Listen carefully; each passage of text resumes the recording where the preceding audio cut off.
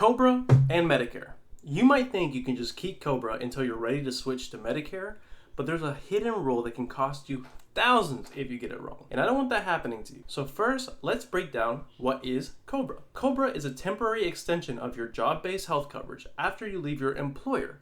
It usually lasts up to 18 months and you can pay the entire premium yourself, which can get really expensive, but it does let you keep the same network of doctors and coverage that you're already used to. But here's the catch. Once you turn 65, Medicare becomes your primary insurance by law.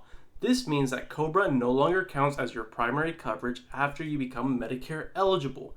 If you keep COBRA instead of signing up for Medicare, Medicare sees that you are declining their coverage and you could get stuck with lifelong late enrollment penalties later on. So let's just keep it simple. If you're under 65 and retire, you can use COBRA until you hit 65. And if you're 65 or older and leave your job, you have an 8-month window called a Special Enrollment Period to enroll into Medicare Part B. That window starts when you lose your employer insurance, not when COBRA ends. So if you miss that 8-month window because you relied on COBRA too long, you'll pay a late penalty on your Part B premium for life.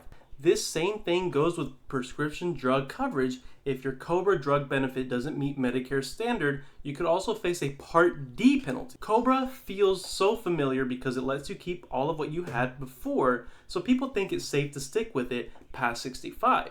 But Medicare doesn't treat COBRA the same way. Once you turn 65, you must sign up for Medicare to avoid gaps in coverage and lifelong penalties. And if you can only remember one thing from this video, COBRA is not credible coverage for you delaying Medicare once you're 65. This single misunderstanding is what costs retirees the most. So these are the tips. If you're planning on retiring, use COBRA if you're under 65 and need a bridge to Medicare.